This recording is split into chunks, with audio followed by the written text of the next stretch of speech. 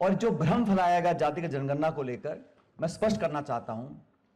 जब हम लोगों ने कहा कि जनगणना होनी चाहिए और क्यों होनी चाहिए, हम सबको पता है किसके क्या जाति गोत्र है, वो जानकारी कोई बहुत ज्यादा मुश्किल नहीं है। तो आप सेंसस करें, उसमें एक कॉलम और ऐड कर दें कि आपकी जाति क्या है, वो लक्ष्य नहीं है। लक्ष्य यह है कि इस देश में जहां 140 करोड़ रहते हैं, कम से कम आधे से ज्यादा लोग पिछड़े वर्ग के हैं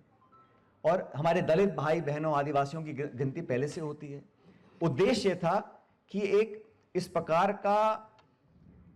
साइंटिफिक डाटा हमारे पास हो कि समाज में जो लोग आर्थिक, सामाजिक, भौगोलिक दृष्टि से मुख्य धारा में नहीं हैं, उन लोगों के क्या हालात हैं, कितना वो प्रति व्यक्ति कमा रहे हैं, कितने वो शिक्षित हैं, कितनी नौकरी में उनको अवसर मिले हैं, उनकी भागीदारी कितनी है गवर्नेंस में, बजट्स में, स्कीम्स में, वो कितना लाभ उठा पा रहे हैं। सरकारें बनती थी, प्रदेश और देश में जो मुखिया होते थे वो मनमाने तरीके से आवंटन करते थे, इतना इस समाज को, इतना इस जिले को, इतना उस प्रांत को, कोई डाटा नहीं था। हम चाहते हैं पता तो पड़े, जिन लोगों के नाम पर वोट बटोरे जा रहे हैं वो किस प्रकार अपना जीवन व्यतीत करते हैं, उनके बच्चे बच्चियां कहां तक पढ़े हैं, पढ़ लेकर कहां भटक रहे हैं, कितनी नौकरी उनको मिली है। इस प्रकार का जब विवरण हमारे सामने डाटा में आएगा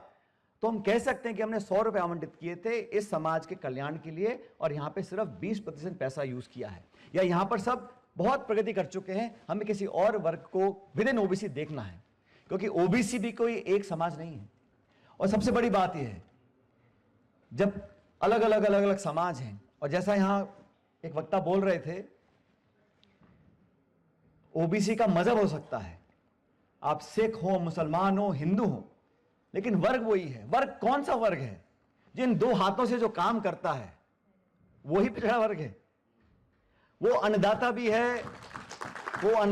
है, वो कारीगर भी है, वो दूधदाता भी है।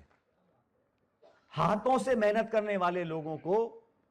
मूलतः मैं समझता हूं, हम उसको मूल ओबीसी कहो, एमबीसी कहो, ओबीसी ए बी, कुछ भी करो, लेकिन जो लोग मेहनतकश लोग हैं,